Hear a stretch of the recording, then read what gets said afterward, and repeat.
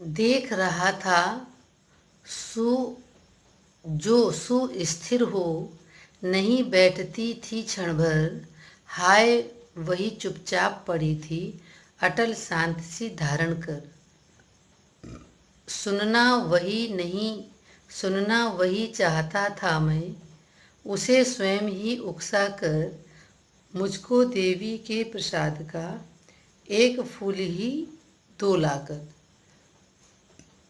यहाँ पे वो पिता अपने मन की व्यथा बताना चाह रहा है कि देख रहा था, मीन्स उसका पिता देखता है कि सुस्थिर मीन्स बिल्कुल स्थिर बिस्तर पे पड़ी हुई है, न उसकी कोई हंसी है न उल्लास है, जो और जो उसकी बेटी एक क्षण भी एक जगह नहीं बैठती थी, बहुत चंचल थी, इधर दौड़ती भागती रहती थी।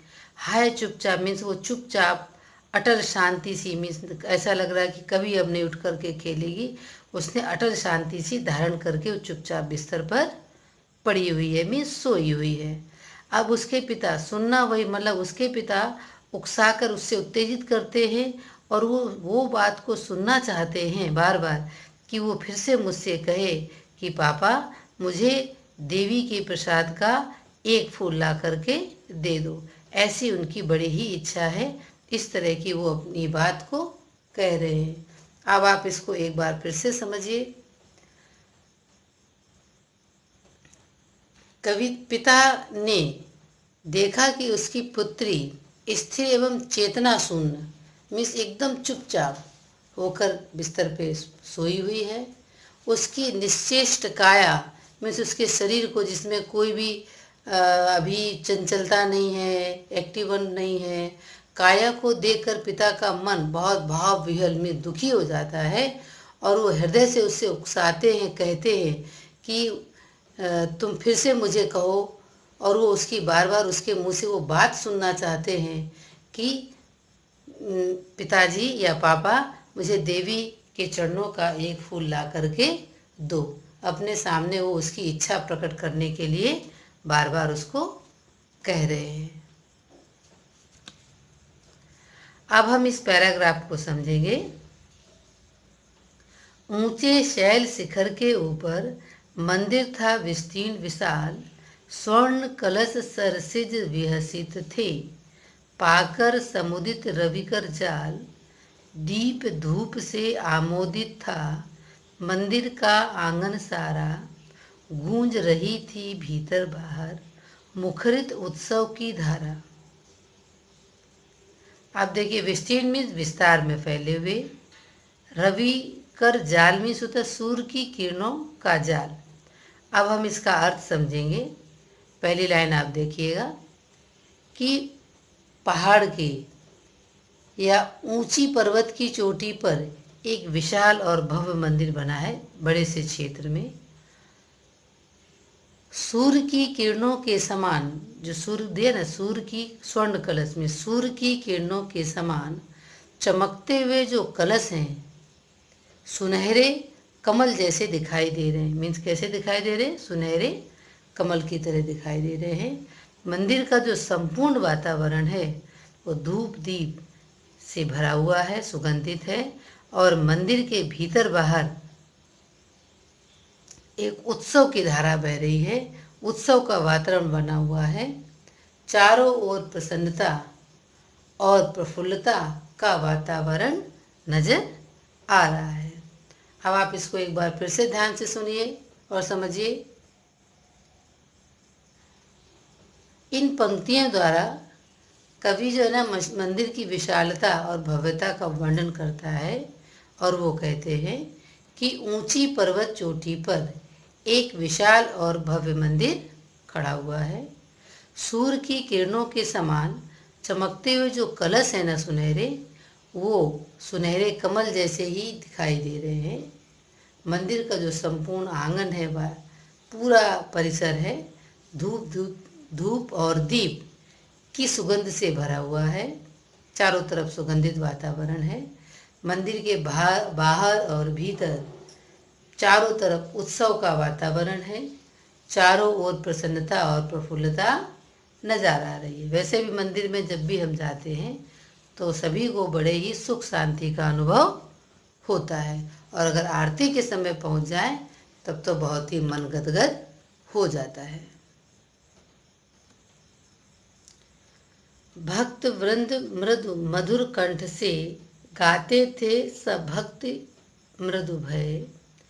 पतित तारिणी पाप हारिणी माता तेरी जय जय जय।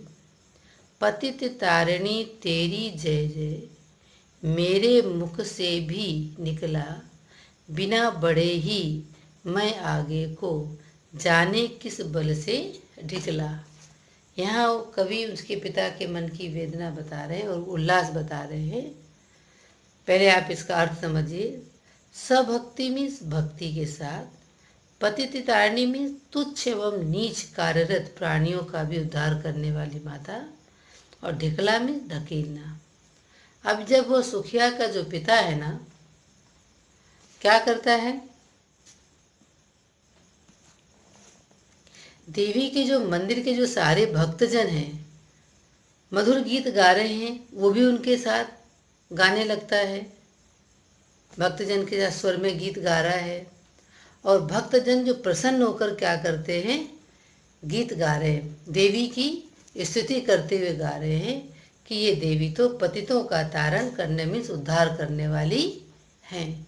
पापों का लिखा ना, माता तेरी उद्धार करने वाली, तुम्हारी जय जय हो, पतित तारिणी तेरी जय जय हो।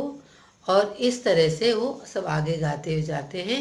पापों का नाश करने वाली हैं, सबका उद्धार करने वाली हैं। ऐसी भगवती, उनके मुँह से भी कि ऐसी भगवती की जय हो। सुखिया के पिता भी उसी स्वर में मिलाकर गीत गाते हुए आगे बढ़ते चले जाते हैं भक्तजनों के साथ में, जिस तरह के सारे भक्त गीत गा रहे हैं। एक बार फिर से आप इसको सुनिए और समझिए। देवी के मंदिर में भक्तजन मधुर गीत गा रहे हैं। भक्तजन प्रसन्न होकर भक्ति पूर्वक देवी की स्तुति में उनका गुणगान कर रहे हैं। देवी तो पतितों का उद्धार करने वाली हैं, पापों का नाश करने वाली हैं। ऐसी भगवती की सदा जय हो। सुखिया का पिता भी सभी भक्त जनों के स्वर में स्वर मिलाकर गीत गाते हुए आगे बढ़ता चला जा रहा है। मेरे दीप फूल लेकर वे अम्बा को अर्पित करके, दिया पुजारी ने प्रसाद जब आगे को अंजलि भर के, भूल गया उसका लेना झट, परम लाभ सा पाकर मैं, सोचा बेटी को माँ के ये पुण्य पुष्प दूं जाकर मैं। अर्पित में समर्पित करना, परम लाभ सा में जीवन का सर्वोत्तम लाभ। अब आप इसका अर्थ समझिए। जब सुखिया का पिता मंदिर में प्रवेश कर जाता है तो वो क्या करते हैं कि पुजारी जी को अपने फूल दे देते हैं, और जो पुजारी जी है ना, अम्बा को, देवी माँ को चरणों में उन फूलों को समर्पित कर देते हैं। पुजारी जी प्रसाद उनके अंजलि भर के उनको प्रसाद भी देते हैं, और प्रसाद के साथ साथ फूल भी देते हैं। लेकिन होता क्या है कि वो हड़बड़ाहट में, इतनी खुशी में आके वो फूल जो प्रसाद होता है ना, जो प्रसाद वहाँ पर भूल जाते हैं या छोड़ देते हैं, और खींच से फूल लेकर के आगे बढ़ते। उनको ऐसा महसूस होता है कि उन्होंने जीवन का सर्वोत्तम लाभ, अपने मरणासन बेटी की जो आखिरी इच्छा है उसी पूरा करने के लिए आगे बढ़ते चले जा रहे हैं, और सोच रहे हैं कि मैं अपनी बेटी को देवी के चरणों का एक फूल जा करके जल्दी से दूंगा, उससे उसको सबसे जीवन की सबसे बड़ी खुशी मिलेगी। इस तरह की वो बात कर रहे हैं। एक बार आप फिर से आप इसको समझिए, ध्यान से सुनिए। सुखिया के पिता के हाथों से दीप फूल लेकर पुजारी भगवती मीन्स अम्बा को समर्पित कर देते हैं। पुजारी ने जब प्रसाद दिया अंजलि से, तो अतिशय आनंद से वो भावानुकूल मीन्स अभिभूत हो गए हैं। और सुखिया के जो पिता है प्रसाद छोड़ करके क्या सिर्फ फूल लेकर के ही आंगन की ओर बढ़ता है, मीन्स मंदिर के आंगन की ओर। और वो मन ही मन सोचता है कि अपनी बेटी को ये देवी की प्रसाद रूपी जो पवित्र पुष्प दे करके मैं धन हो जाऊंगा, उसकी इच्छा को मैं पूरा कर पाऊंगा।